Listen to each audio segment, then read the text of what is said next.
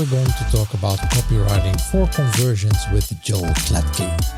My name is Kiri Johnson and welcome to Zero Cafe, the podcast where I show you the behind the scenes of optimization teams and talk with their specialists about data and human-driven optimization and implementing a culture of experimentation and validation.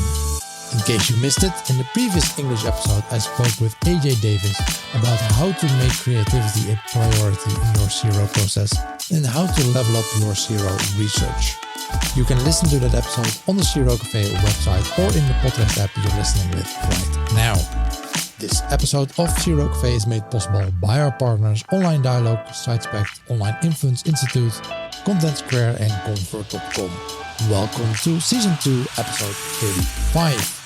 Joel, a warm welcome to the cafe. And to start off with, we always like to know our guests a bit better. So let's start out with how you became involved with Zero. So my journey to CRO was basically a series of falling ass backwards into different roles I didn't know existed until they were my job. So I started out. Best start ever. Yeah. I mean, this wasn't really a thing when it's not like I dreamt of growing up to be a conversion copywriter. It wasn't a role, really. I mean, direct response existed, but I was oblivious to it. And so I started out very much I always loved writing, never saw a career in it at all. I didn't want to be a journalist. I didn't want to be an author. And so the whole world of writing, marketing, writing, and then conversion copy later on, I was just blind to it. Went through university, wound up doing a degree in entrepreneurship because I like being around people who did things and didn't just talk about doing things. I like the practical application and that kind of energy. Wound up at an agency doing SEO. So that was the very first sort of job that I had that I didn't realize was a thing until it was my job. So all of a sudden I'm agency side and now it's my job to optimize for search engines. And so there I got my first introduction to the world of analytics and the fact that, okay, the work that we do can influence search engines. But I got like simultaneously a great education there and a bad education there. The great education was seeing, okay, the analytics side and being able to measure all of this. And that's where I started to get introduced to the whole idea of like the online conversion. The bad education, I would say, is at the time I was in SEO, every emphasis on the copywriting side was like a bad emphasis. It was like, how can we get keywords, as many as possible, into this thing? And how can we, it wasn't, the agency I was with was not a spammy agency. We did things right. But the prevailing knowledge was like content was second, and there's all this other stuff that went into SEO. And then the Panda update happened, and all of a sudden the entire industry started to turn its face towards content. And all of a sudden, this skill that I had kept in my back pocket and even told the agency, hey, if there's an opportunity to write, I enjoy doing it, but I don't, I understand. All of a sudden, it was one of the most valuable skill sets I had. So I started writing for our blog, and then I started writing web pages for clients, and then I started expanding on what I was doing on the SEO side. And now I was seeing this joint alignment of analytics and creativity and the way the two played off each other. Well, fast forward to 2013, I knew my time at the agency was coming to an end. I knew that I didn't want to do SEO forever. So in 2013, as this whole trend of online content was really getting attention, I thought, it's time for me to go out. It's time for me to go and do this. I'd been building up my client base while at the agency, taking on my first projects, getting used to that. So in 2013, in July, I went out on my own, originally focused on content. And I enjoyed that. It was very safe. It was very easy for me. But then I was introduced to the work of Joanna Wiebe, the queen bee of conversion copywriting. Anyone in the industry who doesn't know who Joanna is, go look her up. You're going to fall in love with her work and what she's done and the way she teaches things. But Joanna was my first taste of seeing that direct response copy could be applied really well to the web and that it didn't have to be sketchy. So I had seen in the past, like my early exposure to the field I'm in now was like the really sketchy, we've all seen them, like the long form sales pages with 10 different fonts and awkward highlighting, and then a picture of software in a box, even though no one buys software in a box anymore. But my exposure was just really, again, negative. And it honestly scared me, the field, because I was nervous about the idea of having to have my copy tied to a direct outcome. It felt like a big leap for me. So I was hesitant to get into it. And then when I met Joanna digitally and saw her work and saw, no, I don't have to hawk fitness products I don't believe in. I don't have to be, a shady, it's not about manipulating people. It's about helping them understand and helping them make intelligent decisions and kind of using the momentum they have. Well, then I was sold. And so now all of a sudden, all this education I'd been getting in the background of understanding the analytical side and my love of writing, finally I had a home for it. I had a role for it.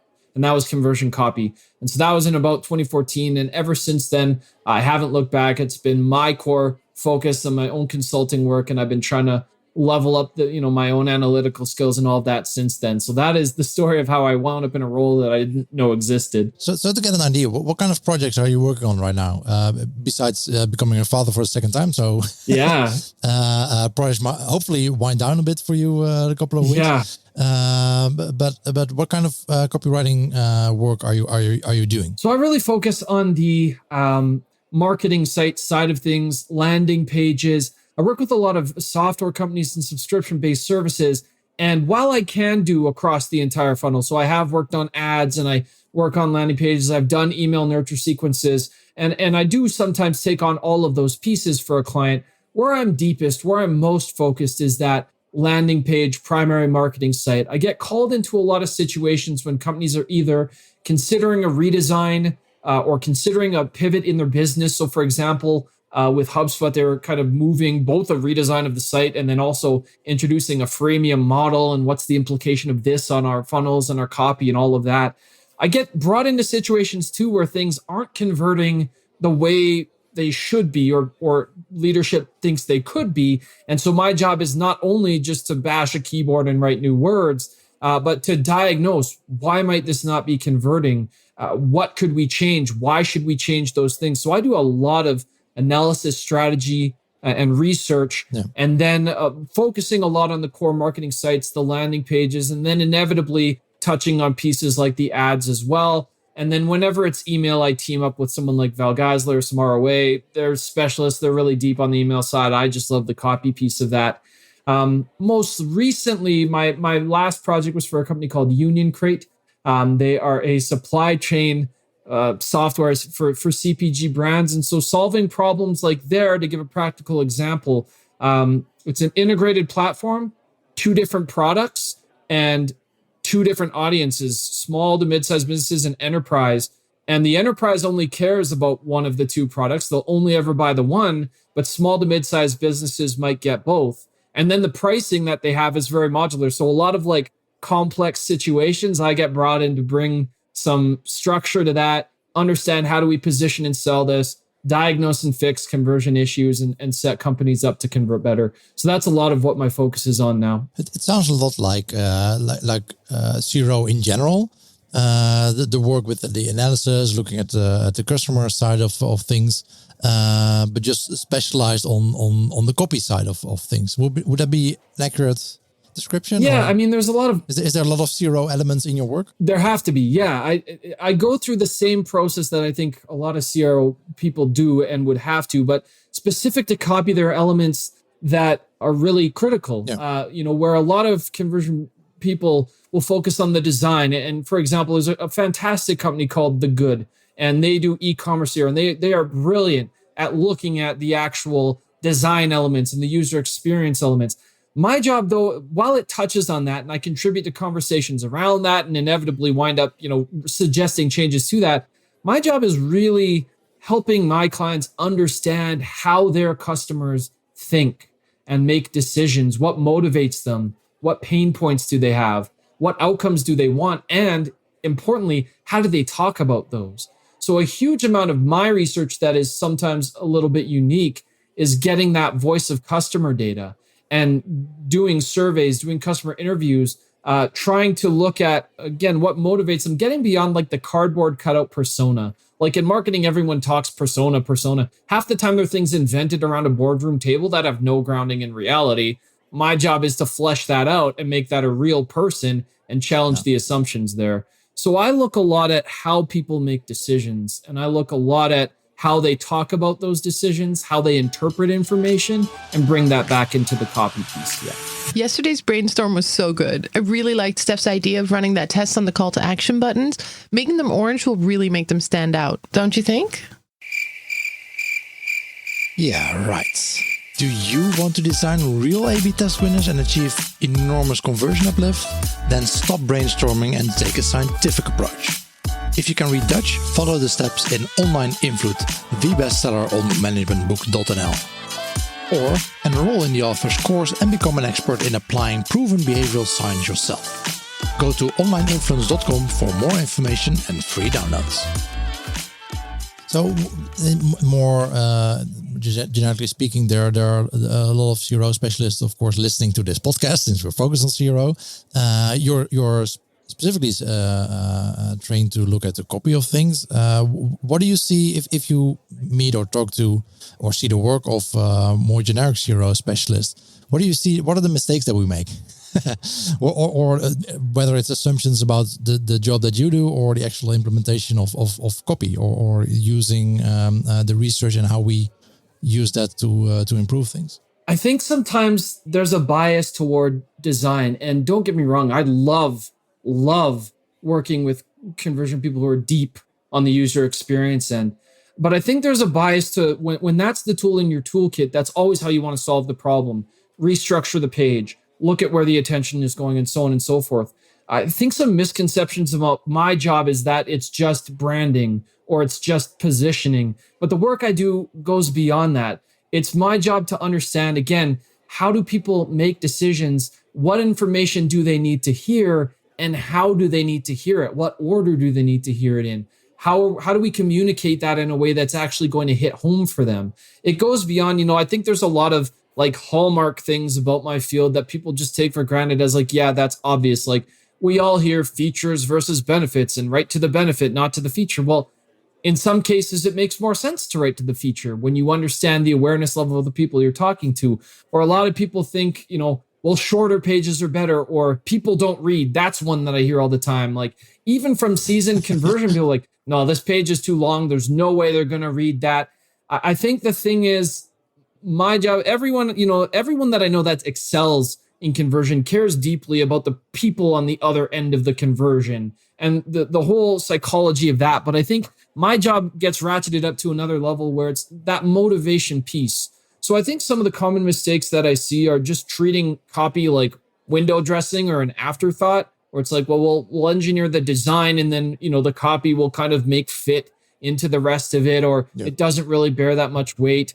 I think a lot of the time too, where there's the temptation for someone who doesn't know the design side well to come in and start making recommendations like change a button color or put this there and thinking that's what conversion optimization is. Similarly, on the copy side, people do, well, let's just test the headline or let's just test the button copy. But a lot of what I do is understanding, for example, something that's commonly overlooked is the awareness level. Like if we use the analogy of a suitcase, I need to, if I want to take you on a trip, if we want to go somewhere together, and you're carrying a suitcase, I need to understand what you've already got packed and what I need to help you pack to get you to the point that, we can go somewhere. If we want to go to Antarctica and you've got a suitcase full of bathing suits, I need to help you pack a parka and warm clothes and so on and so forth. So too with awareness level, what someone brings into the conversation with them, how much they know already directly influences what you should say to them and how you should say it. It's possible to have a beautiful, wonderful, perfectly engineered user experience, and it's possible to understand all the pain points and benefits. But if you communicate those things in the wrong way at the wrong time, you'll lose the conversion anyways. So those are some things that kind of get glossed over or overlooked. It's easy to treat copy just like I say, in the same way that people disrespect design and treat it like decoration. It's absolutely not. It's easy to look at copy, and I think sometimes it's just words, or it's just, well, we can just test every part of it, or we should just, it's this formulaic approach, when really it's communication. It's a lot of understanding that goes in. Yeah, and I can imagine that often when new websites are designed, they start with like a wireframe, but then you are already stuck, because then it's already defined how much space you have for your copy. While it might feel very illogical to someone like you, and you say, well, but I might need more or less, or... Yeah, that's really the thing. And the best projects that I've worked on, something I've had to learn and that I actually love now is, as the copywriter, my job is to study user experience, study design, so that I can have intelligent conversations, so I'm not coming at it from a myopic copy first all the time mentality. Because a great designer will take a concept I've written and find a way to visually present it that's better, just better than I could even think of. And when I can think a little bit on the design end or that side of things, my copy becomes better. Similarly, if you draw all the pictures for the story before you define what the story is, well, how do you know there's going to be this alignment there? So all of the best projects I've worked on have been with conversion-focused designers or CROs who get that the two interplay really well. I think there's like a mantra of like, well, the copy should always inform the design. The design should always. For me, it's not like that. The best way to do this is when I write to a wireframe, but not because I'm trying to take a designer's job or say my way or the highway, but so that communication can be iterative. So I need to know how to wireframe so that I can go to a designer and say, here's what I'm thinking. Can you make it better? And instead of copy, like defining design, I prefer to look at it as there's an opportunity to do this in lockstep.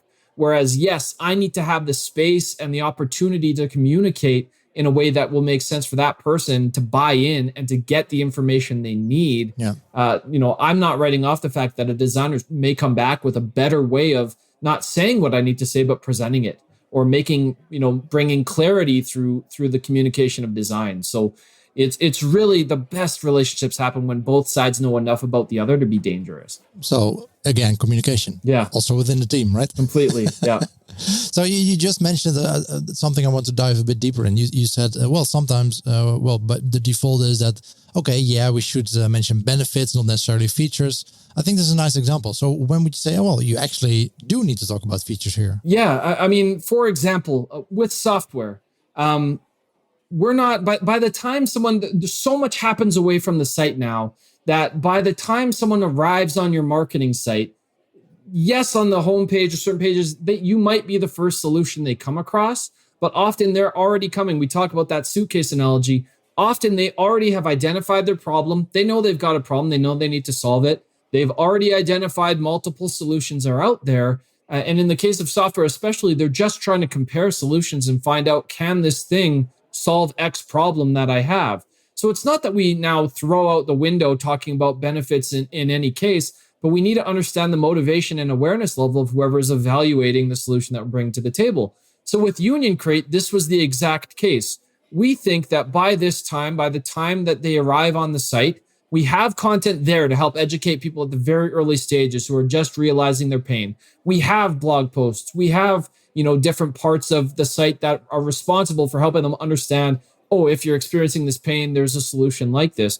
But the actual product pages, so when you go to their operations management page, there's the hero section that very quickly establishes what this is and who it's for and a little bit of why they should care, what makes them unique. But the section that immediately follows is just what's different about Union Crate. And we want to get that out of the way right away because we know at this juncture, the average person coming in has a short list of things that they're going, okay, I need this, I need this, I need this. And what they need to know is what makes you different or special. They don't need to be told, if you have this problem, you should get a solution like this. Here's how this solution works. Yes, they want to see the mechanism, but they're past that to some degree. So by communicating very quickly, these are the features that are unique to us. And then the benefit of those features that's uniquely tied to those, we can get that out of the way. We can help those people who are highly motivated, much more aware, make a purchase decision. So the blindly applying best practice in any scenario can be lethal because when you don't take into consideration how much your audience knows, where they're at, what point of the journey they're on, then you run the risk of applying a best practice in the worst possible scenario, and it's not going to serve you. Yeah, exactly. Like you said, for example, with software, you can tell me all the benefits, but can I just please get a confirmation that it actually works on a Mac or on a Windows? That's what I want to know right now. Or can I indeed plug in my HDMI cable or USB-C? Does it have that port? Can I actually use this if I buy it? Yeah, at some point, the lead is beyond. Like with a novel solution, when you're brand new to the market, then yes, describing the mechanism becomes really important because if you're a brand new way to solve an old problem, then you need to spend more time educating them on the how. Or if you're dealing with people who are just realizing they've got a pain point. So for the first time, they're kind of opening their eyes and going, yeah, this sucks. I want a solution, but I don't know what's out there. It's a different conversation. Like a dumb analogy that I'll use is if we imagine that we're at a restaurant, we're sitting across from each other, and you have something in your teeth. If you've never heard of floss before, and I say, oh, you've got something in your teeth, then I need to spend some time explaining to you what floss is, how you should use it. And then I might say, oh, here's why floss is better than a toothpick, and so on and so forth. The less you know, typically, the more I have to say to bring you to the point that you can go, yes, I'd like to buy some floss. But if you already know you've got something in your teeth, thankfully, you know what floss is, because God help us if you don't, then I just need to, the only thing I need to tell you is, hey, I've got some floss right here and it's on sale for 50 cents. And you know enough at that point to buy it. So ignoring that leads to some really stupid decisions, because if we assume everyone is only pain aware when the vast majority of people coming in are all the way down here, then we're wasting their time with really long copy. But then if we assume that people understand all this and they don't, well, now we're leaving huge parts of the conversation out. Yeah. So a big part of my job is helping companies identify where are people at with this? What does that journey look like? How do we communicate that to them? SiteSpect offers a worldwide unique A/B testing, personalization, and product recommendation solution. SiteSpect works server-side without any tags or scripts, which guarantees an optimal performance. The SiteSpect solution eliminates delays and the chance of any flickering effects, and this approach also ensures that the current and future browser security rules like ITP and ETP don't make an impact on your A/B testing and personalizations. For more info, visit sitespect.com. I never actually considered selling floss to the person I'm having dinner with, but that's a great new business idea, actually. Lucrative venture, yeah. I mean, you just have to eat a lot of like lettuce or broccoli or things that get stuck in teeth, and you can really that's a good one. Yeah, rack up a lot of dollars. So when you start with a new client, where do you start? I can imagine so many things you can do and you can bring to the table, but you have a new client. Where do you start? So we always, before we just start swinging a hammer around, we want to understand what we're trying to build and what's actually gone on. So my work always happens in at least 2 phases and often 3, and I'll quickly cover the first 2 that always happen. So the first one is always analysis and strategy. And in this phase, we're looking at, okay, what information do we have about the customer? What do we need to go and get? And then I help engineer the research process to go and get this. So what I mean by this is, for example, have they done any surveying of customers, like systematic surveying of customers to understand how they come in, why they make the decisions they do, and so on and so forth? Have they done any customer interviews? We'll look at that. Do they have chat logs? I want to analyze chat logs to get a sense of what questions are being asked, how frequently. I look for patterns in things like surveys, like interviews, like chat logs. 2 types of patterns. One is language. How do they talk about these types of things? But 2 are the themes. What types of things are they talking about? So for example, in chat logs, yes, often everyone's going to ask about with software, for example, the price. What's the price? What's the price? What's the price? But if I'm seeing, to draw an example from some work I did for an online divorce company, when we separated the questions being asked by men and women, we saw very different trends. Men were converting more often, women were not. So we wondered why that is, especially when in the real world, women initiate divorce more often than men. The secret answer lay in the chat logs and the reviews. We saw women were asking more questions surrounding things like, I have dependents, how will that be handled? Do I have to sit down across from my spouse to make this happen? They were more likely to be fearful of their spouse, have dependents, have questions about property. We weren't answering those questions in the copy. So by looking at somewhere like chat logs, we got to fill in the gaps. So surveys, interviews, looking at chat logs, but then a lot of things that a typical conversion person would do. So watching recorded user sessions to see where the attention is going, looking at things like Google Analytics to see the paths that they take through the site. For me, those things are valuable to see what type of information they're seeking out. If someone comes to a landing page and then goes to another page on the site, what was the informational need that led them to do that? I want to pinpoint things like that. So the first thing I'll do with a client is design the battery of research to close the gap on the information that we need. We need to understand a client's pain points, desires, anxieties, hesitations, and then we also need to understand how they interact with the information. If there's a live site right now, how they interact with the information today. So I go away, I collect all of that, I come back to them with my findings, and we talk about the strategy. How does this impact copy? Why should we restructure things, or should we restructure things, and so on. From that point, phase 2 is always the copywriting and wireframing. So when I work with clients, as I mentioned, we talked about earlier, I'm always writing to a wireframe first. There's the obvious reason for that and the less obvious reason for that. So the obvious reason is I want to have better conversations around design. I don't want to hand them a Google Doc and have them go, okay, I guess we have to figure out how to present this. So that's the obvious one. The less obvious one is I don't typically want a client to edit my copy, so I put it in a format that's harder to edit. I want to have a conversation around the why and not the what. I don't want to send them a Word doc where their propensity is going to be, I don't like that word. Oh, I don't. If I send it to them and they can see a bit of the design and they can see a little bit of the presentation, and I always send, whenever I send a wireframe with copy in it, I always either present it on a call or send a video talking through why did I do this? Why did I orchestrate it? Because I think in conversion, it's really important to move away from opinion and personal preference. And I don't like that one, I don't like that. And make the conversation more about the underpinning strategies and hypotheses that we're putting forward. So that's the second phase. And then the third phase is the ongoing, iteration, A/B testing, split testing, and so on. This is something that most conversion people do all the time.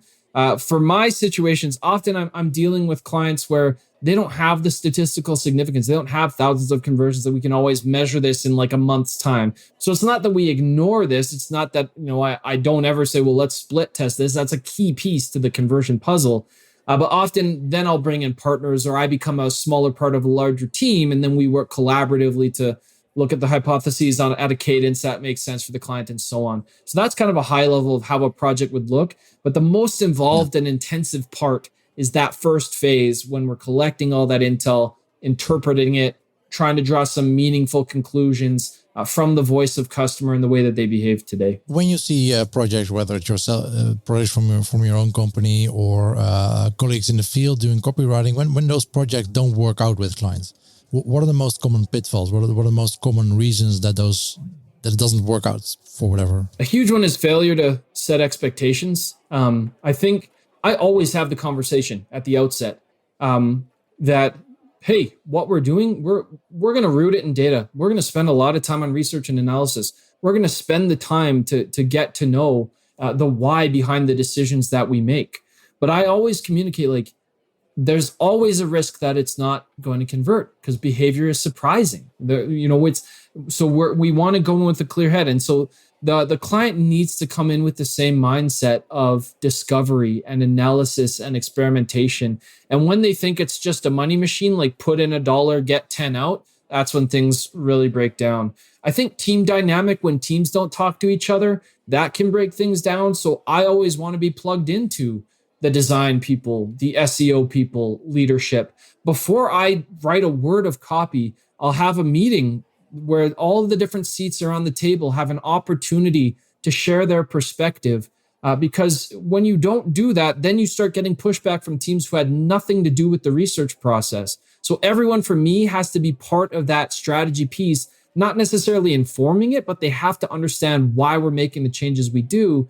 Because when you're an SEO, I was an SEO. When you're an SEO, the only lens you look at things through is it going to rank? Whereas that's not helpful. Yeah. When you're in design, if you're not paying attention, the only thing is, does it look the way I want it to? So not getting buy-in cross-functionally from teams is a big way that falls apart.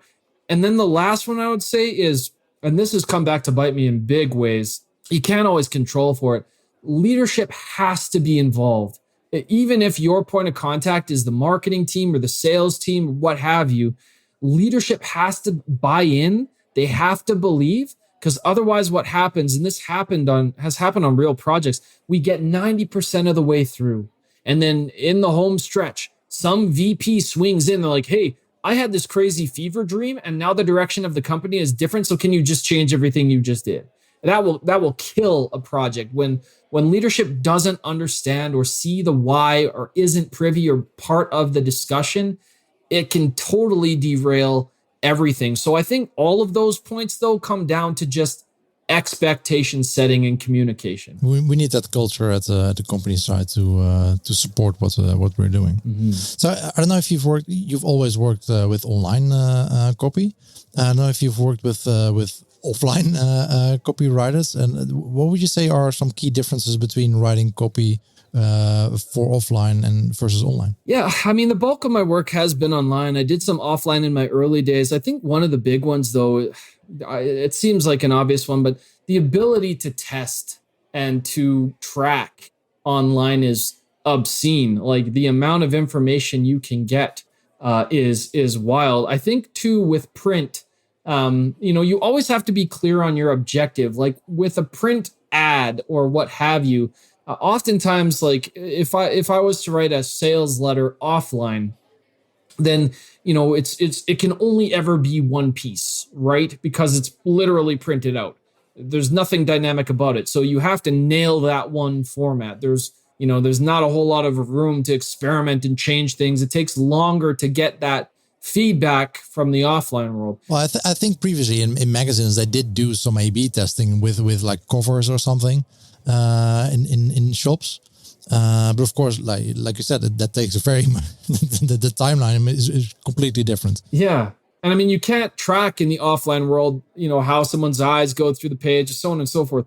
The other thing too is, though, speaking to that dynamic piece with online now and with where tools are going, not that this is, I think personalization gets used as this like monkey wrench answer for everything, which I don't believe it is. I think it works in some cases, but with digital, you have the opportunity to make rapid changes, and you do have the ability to iterate as you're learning. So with tools like WriteMessage or other tools out there, you can actively plan for, okay, if throughout this process we learn that this is one type of person and not the other, you can on the go have the copy adjust to that person. You can't do that with a print ad. You can't have it be that dynamic and responsive, which is increasingly where the tools are getting easier, cheaper, better online. So that's another big opportunity and difference to the online side of things. So basically online, we're spoiled. Yeah, super spoiled, massively spoiled, yeah.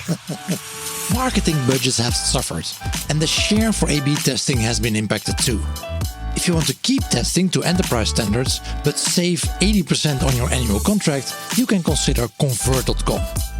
With their summer release, you can take advantage of full stack and hybrid features, strong privacy compliance, no blink, and enterprise-grade security. Feel good about your smart business decision. Invest what you save back in your CRO program. Check out www.convert.com/2020. So I think you wanted to share another case study from HubSpot. Yeah, I mean, HubSpot was an example. I alluded to it before, but HubSpot was an example of a company going through transition. And there's a lot of the things that we talked about went right in this project. So with HubSpot, they were introducing this freemium model, but they were also on this insanely tight deadline. And I think with conversion, we all have the processes we like to go through in an ideal scenario. But this was a case where we were in such a time crunch that we couldn't do everything. So we had to be ruthless about, okay, what research can we actually do and how can we apply it? And the HubSpot case study is a really good example of how you make a team dynamic work in conversion and how you make it possible to like the dynamic it takes to achieve really great things on a tight timeline. The end product was that HubSpot doubled their conversions across the board, and then sub metrics to that. Like it wasn't just signups to a free trial. Now even inbound call volume went up. The number of requests to support and customer success not only changed, so success stopped hearing some of the questions that they were tired of answering, but improved. So the types of questions were different, and so. With this project, we had this tight timeline, so we had to be ruthless. We could only look at so much. And so that sort of battery of research that we talked about was truncated. All we could do was customer interviews and some surveying. There wasn't a whole lot of time to look at behavior through the site beyond some simple things like heat maps and a tiny, that type of thing. So I worked in tandem with another copywriter named Josh Garofalo. And what made that project really work was their designer at the time was Austin Knight. And I mentioned earlier, this was my first exposure to a designer that really got and valued and could contribute to the copy piece. And everything we did, Austin found a way to make better. Everything we wrote, he found a way to present in a more intelligent way. And it was the first time that we had two oftentimes there's this, okay, the copywriter writes here, then you pass to the designer, and then it moves on. This was the first time I had the opportunity to have, by necessity, this iterative process of, together we defined, because timelines were so tight, for the feature pages, we defined a template that we knew based on the information we had about the customer, this was the conversational flow that these pages needed to have. We didn't have the copy even yet, but we knew these are the types of sections we need in the order we need them based on what we know about the customer. So we were able to go away and write the copy. Austin was able to go away and do the design because we were pulling in the same direction. We had the same baseline to work towards. And then it became this iterative compare and contrast. And instead of saying no, but, which is a very defeating relationship, it was a yes and. So yes, this is great, or yes, this is working and we could do it this way, or, yes, this is a good idea and we can adjust it in these ways. So it was the first time there was this really iterative process, and that has defined for me since the way that I try to work with broader conversion teams or with designers. So we got the great outcome, obviously the big lift in conversion, big lift in inbound calls, big, both anecdotal, and I don't remember the metrics at this point, but support teams saw less questions coming in and more of the right types of questions. But it was just a really good lesson in being ruthless about the research, doing a lot with a little, and then working as a team. Yeah, I think it really impedes your work if you're working with people that are, if they're not open to that feedback, and they see you as someone, whether it's for copy or Zero in general, if they see you as someone attacking their work, whether it's a marketer or a designer. Some people just have that mindset that you come in, basically critiquing their work and saying, no, you shouldn't do this like this. There are different ways, or you should change this. And I find it really hard also to change that mindset, right? It's not something that's just a flip of a switch and say, oh no, that's really hard if they don't have that mindset to begin with. It's even difficult now, right? Like, I think the thing is, especially on the writing front, this is something conversion optimization folks should understand about writers. Everyone pours himself into their work, but writers even more so. Like, we get so into the work that we're doing that it becomes a reflection. Like, we put time. When you're working with someone good, they have thought through every line. They've got a reason behind every piece. They can explain what they've done. We get attached to it. And so even though now, and I'm the first to say, there can't be any ego in conversion optimization, because if you haven't been wrong yet, you haven't been testing properly. You can't have. No, but I think for a lot of CRO people, they are used to being wrong because that's the reality. Right. Yeah. So it's usually a humbling experience. Absolutely. That might not be the experience of the people you start working with, whether it's in design or in marketing. Say, yeah, we always do campaigns like this, or we've always been doing designs like this. Yeah. And that's always been fine. Even for myself, even to this day, though, I have learned to, it's like you say, it's not easy to just flip a switch. And for me, because you get so invested, it's hard not to take criticism personally. Yeah. Being in conversion helps that, and having objective data certainly helps that. But I've learned even to give myself a breathing period where I get better at this as years go on. But as I send something over, when the revisions come in, I read it once and I don't respond to it until, at least a few hours later, because that's the other thing that can kill you, is being reflexive, is taking offense or immediately wanting to change something. Sometimes there have been many times where there's something that's been pointed out, or someone has said, okay, but this isn't actually working that well, or so on. And given time to breathe, I come back and say, you know what?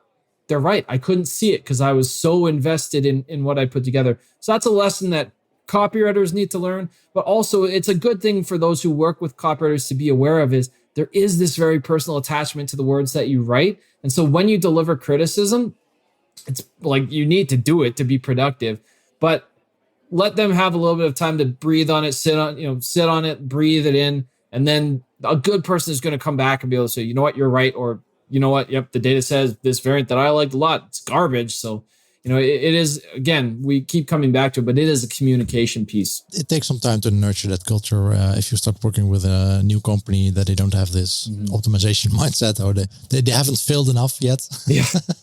It takes some time. Do you remember, by the way, from the HubSpot piece, what were the biggest I would say gaps between their original content before you started optimizing them and what customers expected? A lot of it, specific. So the first piece that I worked on there was they had unrolled this new product. Well, this was one of the big things is there was a lack of clarity around what HubSpot even was at that point, because they had forever been a marketing tool. So there's perception in the market that HubSpot was a marketing tool, a marketing platform. Yeah. And in the meantime, in the months and years prior, HubSpot had rolled out a CRM and they'd rolled out a sales tool. And the big gap was nowhere had they done the hard work of showing clients, and you can find this line hopefully on the site to this day, that these products are powerful alone, but better together. There was no real content that linked them together. And there was a real lack of clarity at the time around which tool did what. And do I need just this one to accomplish X task, or do I need both of these pieces? So that was reflected in, for example, we saw in the chat logs that we looked at, a lot of the questions were surrounding things like, do I need this to do that? Which tool is right for me? And so by introducing sections like the powerful alone but better together, and then breaking out, showing the impact of all of them, but then making it clear which individual tools helped achieve which individual tasks. A lot of conversion stuff seems obvious when you step back from it, but in the moment, it's hard to identify that was the gap. So that was certainly one thing. The other was a lot of the landing pages that we worked on. Just that awareness level. So understanding again, like what mentality someone came into the page with, what their priorities were. So part of what we did in looking at the survey feedback, in talking about the features, because these are like crazy multi-featured tools. They have like more features than like it's big. Yeah. Some people, not me, obviously, have strands of hair. Like it's there's a crazy amount of features. In looking at the survey data, though, we were able to pinpoint the most commonly desired use cases and talk about them first in the page. So rather than trying to give everything equal weight or like eventually meandering to it, we were able to restructure the pages based on the lead's priority. And that made a difference because people got the information they needed more quickly and were more likely to find it. Okay, and so now looking forward, after things have settled down with the second baby and you've been able to sleep again, what would be the things that you say, okay, in the next 12 months, this is what I really would like to work on, these kind of projects, or maybe some improvements to the process that you have? So this is dual-sided because I run another company that's like hockey sticking and growth. So part of my priority will be kind of managing the growth of Case Study Buddy. But on the conversion side, I think what I'm really excited about is two things. One is that personalization piece. I haven't had enough opportunity to really play around with it and make it meaningful. I think it's kind of a playground because there's so much we can do that we don't know what we should yet. And so I'm excited to work with more companies kind of on that front and, finding out like, does this work? How should we use these tools that are available to us? So that's one thing. And then for me personally, I think, my career continues to evolve. I mentioned like I've been SEO agency and then writing content like blogs and ebooks. And then now, doing the role that I have. And increasingly, I still love the copy piece of things. And that forever will be, part of my output. But where I'm trying to go deeper and level up more is the overarching strategy of conversion, getting better at the design piece, getting better. I know my weak spot, even though, I'm good enough to be dangerous, is really the analytical side and getting better with the analytics and statistics part of all of this. So for me personally, that's what I'm excited to explore a bit more for my own learning. And then industry trend as a whole, I'm excited to push the limits and see if this personalization stuff is all it's cracked out to be, or if it's really just another bell and whistle, on the stack that we already have to play with. So, and a small sidestep. So the hockey stick, the hockey stick project or company even, Case Study Buddy. What are you doing there? So Case Study Buddy, it's pretty unique in that it's a team specialized for customer success stories. All we do is help B2B companies capture, share, and cash in on customer success stories. And so we do it for a lot of agencies, a lot of software companies, increasingly coaches and consultants. And it's a tough challenge that anyone who's tried to get buy-in for a customer success story and then put that together and then get approval for it and then present it in a way that actually drives action, which is where my whole conversion background comes in. It's a complex process, and one that over the past 4 years, my team and I have gotten really good at solving. That space for us is really blue ocean still. We don't have a ton of competition, though we are seeing more people come into the field. And we're expanding the formats. So we started out written because that's my background, but we're doing a lot more with video. And we're moving towards more of a subscription strategic type model. So when we started, we were all about the production side. Like we run the interview, we write the studies, we manage getting revisions, we design the end assets. But where we're really excited and increasingly doing more of is the strategy behind these types of pieces. So what types of stories should companies even tell? How do we build feedback loops and systems into their organization so that when they go to ask for a customer success story, it doesn't feel like a stranger coming and asking for a favor? So I'm really excited to just be shaping the strategic parts of that company, growing the team there, and then constantly honing and getting better at the formats.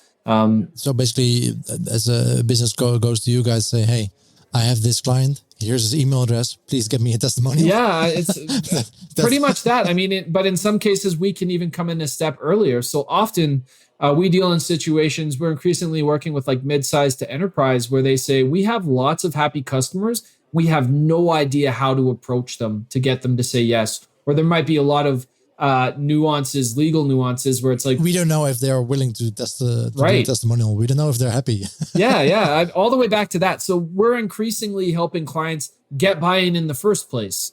The goal is so that it becomes almost as push button as possible. So, I mean, we do get a brief from them and we do that type of thing, but we want to make these as fast, frictionless, and fun as possible for everyone to be part of. And so that is the model is, a company says either we've got a happy customer or increasingly multiple happy customers, and we want to know how to feature them. But where we're moving is more of a service where we can set a target and they can say, we want to be able to publish 4 studies a year or 8 studies or 12 studies in a year. Yeah. And we help them engineer the systems and feedback loops to make that possible and then take care of all the creation as well. Nice. CaseStudyBuddy.com. We'll put the link in the comments too. So as a final question, back to copywriting, any books that you would like to recommend to our audience that want to learn more about basically copywriting and Xero? Yeah, the funny thing about copywriting books and copywriting in general is some of the best books. I mean, there should be books on copywriting, right? There are. But some of the best, most informative books about copywriting are not about copywriting. So one of my favorite books is Made to Stick. There are lots of things in that book that talk about making ideas memorable, but also just the guidelines that they present for making things like concrete and that type of thing have really influenced my writing. On the specific copywriting front, there's a classic, Dan Kennedy's Ultimate Sales Letter. That takes all the principles of offline direct response. And when you read it through the lens of doing this digitally, there are lessons that you will take away from that are very valuable. The other classic, How to Win Friends and Influence People. There are parallels and lessons there that you can bring across into copy in terms of how you phrase things or how you think about engaging with people. There's also books that I really like Predictably Irrational, that just deal with the psychology of marketing and psychology of how people make decisions in general. And those are the types of books. It's great to read a copywriting book, don't get me wrong. And there's books like Everybody Writes from Ann Handley that talk about the mechanics of writing, the strategy of it, and so on. But I think the further you get, the more you realize that writing is communication. Communication deals with psychology. So I'm invested in how people think and make decisions. And then the writing, it's not secondary to it, but then the writing has goalposts to shoot for. Yeah. I understand how, when I know that, then I can engineer what I'm doing to do that better. So those are some books that I've found helpful. Exactly. Joel, thank you so much for doing this on such short notice, and while you're waiting for delivery of your second child. Yeah. Good luck with that. Tomorrow, this weekend, next week, whenever it happens. Yeah, soon. Could happen anytime. Who knows? You're probably a when we publish this, so we'll everyone that's listening to this can congratulate you probably on a new baby. Thanks again, and I hope to talk to you soon. Cheers. Thank you so much. Bye-bye. And this concludes Season 2, Episode 35 of the Xero Cafe podcast with Joel Klettke, conversion copywriter at Business Casual Copywriting. Next week, another English episode, or at least 3 Dutch guys trying to speak English. And the topic will be server-side testing with my guests Ruben de Boer and Tom van den Berg from Online Dialogue. Talk to you then, and always be optimizing.